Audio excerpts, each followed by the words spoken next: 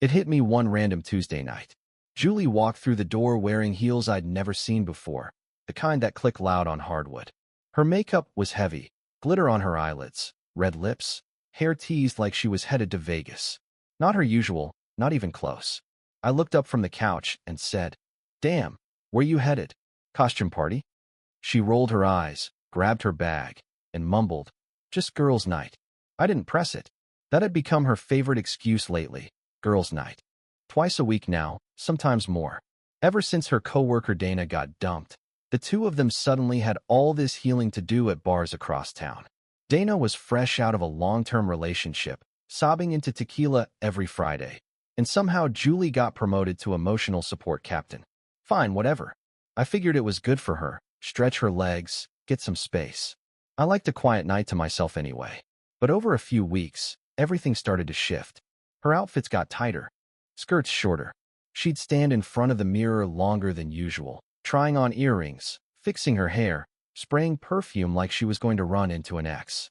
She was glued to her phone, constantly swiping, giggling at messages, locking the screen the second I walked by. One night I asked, "What happened to your ring?" She didn't even look up. "Which ring?" "Your promise ring. The one I gave you 2 years ago. The one you swore you'd never take off." "Oh, that." She finally looked at me. I don't really feel like jewelry should define commitment. You know? It's kind of outdated." Her voice was weirdly rehearsed, like she'd read it off some Pinterest quote board. That was the first time it really registered. She was pulling away. Not slowly, not subtly. That night, I watched her climb into an Uber in 6-inch heels and a dress that looked like it belonged to someone else. She didn't even say goodbye. I grabbed a beer, sat back down on the couch, and turned the volume up on the game. But I didn't hear a damn thing. Next couple weeks, it was like living with a ghost that occasionally sighed at me. Julie stopped talking unless I asked something first. Even then, it was short, clipped, distracted. I'd ask, "How was dinner with Dana?" and get, "Fine." Why? No reason. Just asking. She'd shrug, eyes already back on her phone, like I was interrupting something. Then the dig started. Subtle at first. One night, I was heating up leftovers, and she walked in, looked around, and said, "You ever think some people choose to grow instead of rot in comfort?" I turned, confused. What does that mean? She just smiled like she pitied me and walked away. That kind of crap kept happening. She'd throw around lines like she was reading from a self-help blog. Not everyone wants to live the same year over and over. Some people crave more than routine. Always vague, always aimed at me. I knew what she was doing. Planting seeds. Making it seem like I was the problem, like I was holding her hostage in a life she now hated. But I kept calm. I gave her space. I asked basic stuff and got eye rolls. Every time I tried to be normal, she acted like I was dragging her down. Then came the night I couldn't ignore. It was a Friday. I'd been home alone since 7. She didn't text once. I stayed up watching reruns, pacing. At 3 in the damn morning, I heard her heels in the driveway. I opened the door before she got to it. She looked surprised. Maybe she thought I'd be asleep. "What the hell, Julie?" "What?" she said, brushing past me. "It's 3 a.m. "Yeah, and," she said, kicking off her heels. Then I smelled it. Cologne. Not my brand. Something musky and expensive. I stepped closer. "Where were you?" She grabbed a water bottle, leaned against the counter, avoiding my eyes. "We went dancing. Dana and the girls. Just lost track of time." "You smell like a man." She didn't answer. I motioned to the table. "Sit down. We need to talk." She froze, then laughed bitterly. "What are we, in a soap opera?" "Julie, sit, please." She slammed the water bottle on the counter and dropped into the chair. Arms crossed, eyes narrowed. "You've been cold. Distant. You hide your phone. You're always gone. And now you come home reeking of someone else. Just be straight with me." Her face twisted. "You know what your problem is? You make everything about control. You don't make me feel alive anymore." I blinked. Alive? This isn't a movie. This is a relationship. Staying faithful, showing up when it's not fun. That's what real commitment looks like. She scoffed, stood up. "You don't get it. I'm evolving. You're comfortable being stuck. I can't do that anymore." "So you cheat instead?" "I never said I cheated," she snapped. "You didn't have to." She grabbed her purse like she couldn't get out fast enough. "You're just afraid of me becoming my real self." And then she walked out. Didn't even look back. I stood there in the silence, hands clenched, heart thudding. I didn't sleep that night. Just sat at the table, waiting for the sun to come up, wondering what the hell happened to the girl I thought I knew.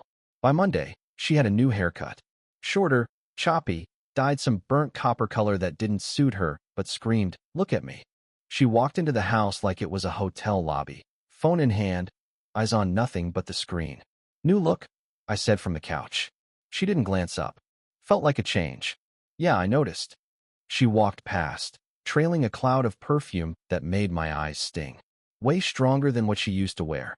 Some designer crap I'm sure Dana recommended.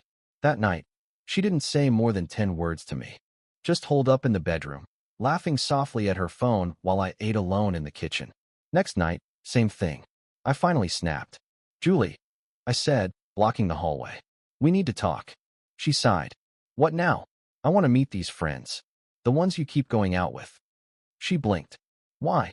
"Because you're spending every weekend with them. I live here. I'm your boyfriend. I think it's fair to ask who you're with." She scoffed. "You'd ruin the vibe." "What does that even mean?" "They're about healing. Support. Things you clearly don't get." That did it. "Oh, come on. Healing?"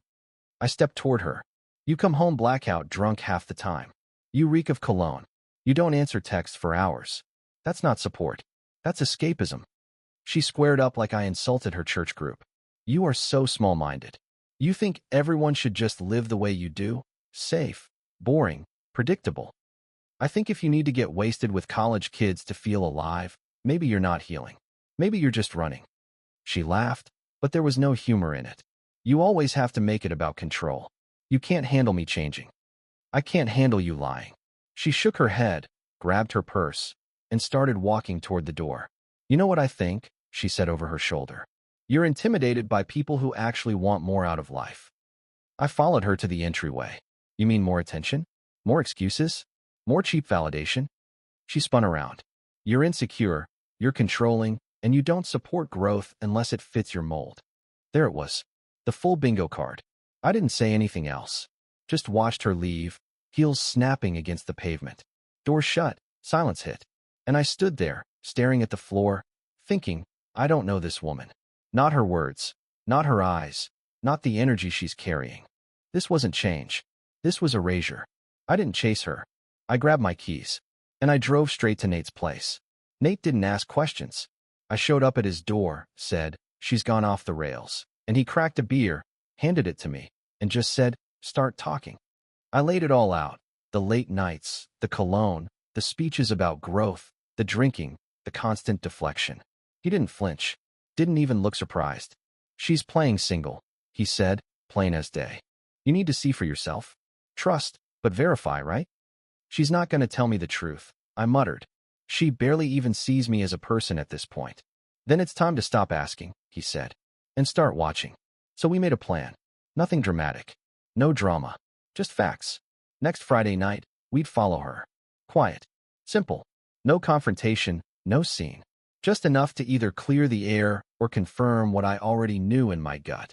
All week, I watched her more than I spoke. Every movement, every change in routine. She didn't notice. She was too busy pretending I didn't exist.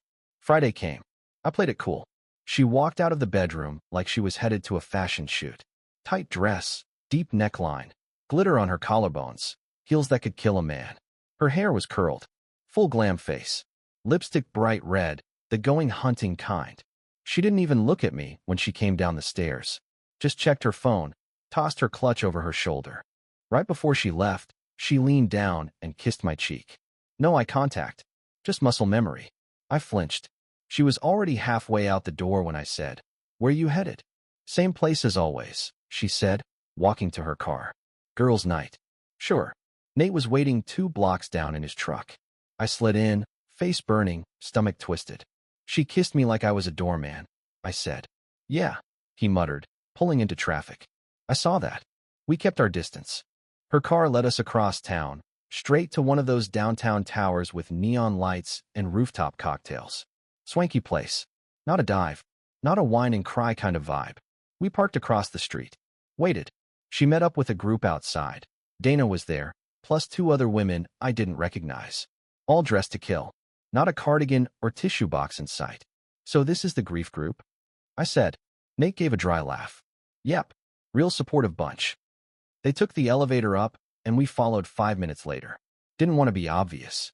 Nate ordered us beers. We found a corner table by the railing, out of the way. When she walked into the rooftop lounge, I felt my chest cave in. She was laughing too loud, tossing her hair, walking like she was floating. She didn't look like someone recovering from emotional trauma. She looked like someone on the prowl. That doesn't look like a woman figuring herself out, Nate said under his breath. No, I said, my voice low. That looks like someone who already made a decision. And I was finally ready to see it. She worked the room like it owed her money. From our corner table, I watched Julie and her little crew settle into a booth like they ran the place. She tossed her hair, showed all her teeth when she laughed, threw her head back like she was in a perfume commercial. Loud, obvious, desperate. Then he showed up, tall, sleeves rolled to show off tattoos, sharp jawline, smug smirk. The kind of guy who knew he looked good and didn't care who hated him for it. The moment he walked up to their table, her whole body changed. She straightened up, fixed her hair, touched her neck. The signals were crystal clear. He leaned in like he owned the space, and she lit up like she'd just spotted a celebrity. Her hand went to his arm within minutes. 2 drinks in, her fingers were on his thigh. Jesus, I muttered. Nate kept his phone low but steady, filming. You seeing this? Unfortunately, it wasn't just flirting. This was choreographed. Like she wanted to be watched. Wanted to prove something. She leaned into him, whispered in his ear, laughed like he'd said the funniest thing she ever heard. Her hand traced circles on his chest. His arm went around her waist. No hesitation. No guilt. No shame. I felt my jaw tighten. My throat burned. I didn't speak. I couldn't. The part of my brain that should have felt heartbreak? It was too busy drowning in humiliation and disgust. She kissed him before the hour mark. Full on. In public. Right there in the middle of the lounge, with everyone around. Her hands were on his face like she was starring in a goddamn movie. Nate glanced at me, quiet for once. She's not hiding it, I said, my voice flat. She doesn't care. I watched her pull back from the kiss, all smiles, like it was nothing. Like that wasn't the final nail in our relationship. Then they both stood up, drinks half finished, and walked toward the back booths. They didn't come back. I stared at the empty booth for 5 full minutes. Nate put his phone away and waited. Neither of us said a word. Finally, I stood. That's enough, I said. You sure? Yeah, we're done here. We walked out into the night. The air felt colder than it should have. I didn't look back. I didn't need to. I didn't say a word to Julie all week. She didn't notice, or pretended not to. She walked through the house like a guest, humming, texting, avoiding eye contact. I went through the motions. Work, home, dinner by myself. No questions, no fighting. Just waiting. Next Friday, same routine. Same red lips, same heels, same excuse. Girls' night. She called over her shoulder. I didn't answer. Nate was parked a block down again. I got in and shut the door. You sure about this? He asked. Let's finish what we started. She led us to a different bar this time. Still downtown, still upscale. This one had a rooftop too, but with neon lights under the tables and velvet ropes at the door. The kind of place you go to be seen. We waited 5 minutes, went in. Didn't take long to spot her. Same guy, same smug face. He had his hand on her lower back before they even reached the bar. She turned toward him, smiling like he was hers. Not a hint of hesitation. No friends catching up act. This time, they acted like a couple. He kissed her cheek. She kissed his. They held hands while waiting for drinks. Sat at a table tucked in the corner, her legs over his lap. She laughed into his neck. His hand stayed on her thigh like it lived there. I stayed back by the railing, heart flatlining. Jesus, Nate muttered. Keep filming, I said. All of it. She took out her phone, flipped the camera, leaned into him. He smiled like he belonged in her world. She snapped a selfie, looked at it, laughed, saved it. Like she wanted to remember this. Like she needed proof. I didn't move, didn't speak, didn't breathe. An hour later, they stood, fingers laced, and walked out like they were heading home together. Go, I said to Nate. I'll stay here. He followed them, taillights disappearing into traffic. I sat in the truck, silent, phone in my hand, staring at nothing. 10 minutes passed. Then a text. Address, Woodridge Terrace APTs. Off Grandview. 30 minutes from our place. Other side of town. I waited. Nate texted again. She went inside. Alone. Still there. 2 hours. I counted every minute. Then another text. She's leaving. Wearing his hoodie. I felt everything in my chest collapse. She came out smiling. Hair pulled back, makeup faded, walking like she was finally relaxed. Like she'd just had a perfect night. She looked more content than she had in months, maybe longer. Not a shred of guilt on her face. Nate drove past slowly, snapped a photo, then picked me up 10 minutes later. Neither of us spoke on the way home. We didn't have to. Sunday night, I sat at the kitchen table with my laptop open, screen glowing like a spotlight. The photos were lined up: bar, booth, kiss, hoodie. Nate had sent me everything, time-stamped and clear. I heard the garage door open. Her footsteps were light. She came in humming, keys jingling, dropping her purse like she'd just returned from a yoga retreat. "Hey," she said, walking toward the fridge. "Sit down." She froze, looked at me, then at the laptop. Her hand stopped on the fridge handle. "What's this?" she asked, voice tight. "Just sit." She moved slow, cautious, slid into the chair across from me. Arms crossed, lips pressed. I turned the screen toward her, hit the arrow key once. Then again, then again. Her face drained to white. "Julie, that's you. That's your face. That's his arm. That's your mouth on his." She swallowed hard. "That's not." "Don't," I cut in. "Do not lie. Not now." She looked at the table. Her voice cracked. "I didn't mean for it to happen like this." "Like what?" Repeatedly. "In public? With selfies?" Tears welled up. She shook her head like that made it better. "I was confused," she whispered. "Confused?" I said. "You kissed him like you were proud of it. You wore his hoodie home like a trophy. That's not confusion. That's commitment." She wiped her face, voice trembling. "I didn't know what I wanted." "Julie," I said, leaning forward, "confusion doesn't last for weeks. It doesn't smell like cologne and taste like vodka tonics. It doesn't involve hotel-grade lipstick and grinning selfies while you sit on someone else's lap." She broke then, covered her face, and sobbed like it was the first time she realized she'd gone too far. "I miss us," she choked out. "I miss who we were. I didn't want to throw it all away." "You already did." I felt dead inside. He made me feel alive again. I sat back. "Good. Then you'll have the rest of your life to feel that alive without me." She looked up, shocked. "Wait, that's it?" "Yeah, that's it. We can go to counseling. I'll stop seeing him. I swear. We can fix this." "No, we can't." She leaned forward, desperate. "You're just giving up? You cheated for how long? You think a therapist is going to fix that? You chose him. You chose this." She reached across the table, tried to touch my hand. I pulled back. "Please," she whispered. "Please just let me try." "I let you try," I said. "For 3 months. While you were playing dress-up and sneaking out. I begged for honesty. You gave me bullshit about growth and healing while you were building a second life behind my back." Her breathing turned ragged. "I didn't want to hurt you. You didn't care enough not to." Silence. Just her crying, head down, shoulders shaking. I stood up. "You need to go stay somewhere else tonight." She looked up, eyes wide. "Where am I supposed to go?" "To the guy who makes you feel alive." And I walked out of the room before she could say another word. I didn't sleep. By 8 a.m., I was sitting in my lawyer's office, file folder in hand, every photo and screenshot printed, sorted, ready. He flipped through them like it was a checklist. "This'll be clean," he said. "Fast, too. You've got everything." I nodded. I wanted done. He didn't ask why. Didn't need to. The papers were filed before noon. Julie started texting that afternoon. "Please don't do this." I was confused. Then, "I made a mistake. I'm sorry. I love you." By evening, she was calling. I let it ring. Then came the paragraphs. Big blocks of apology, half blame, half begging. Every message hit the same tired note. We were just in a weird place.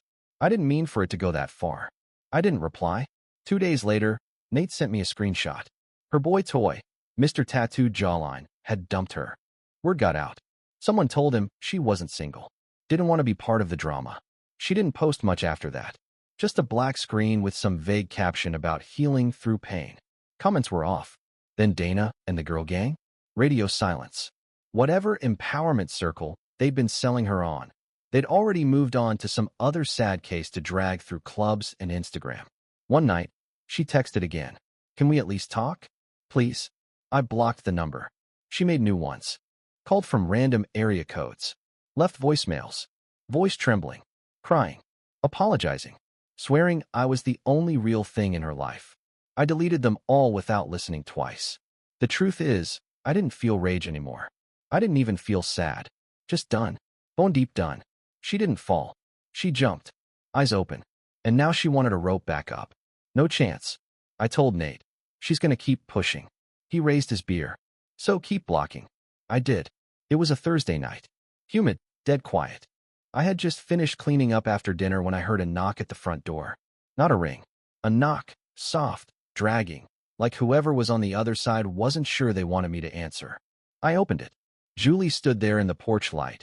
Eyes red, mascara streaked, hoodie way too big for her frame. Not mine.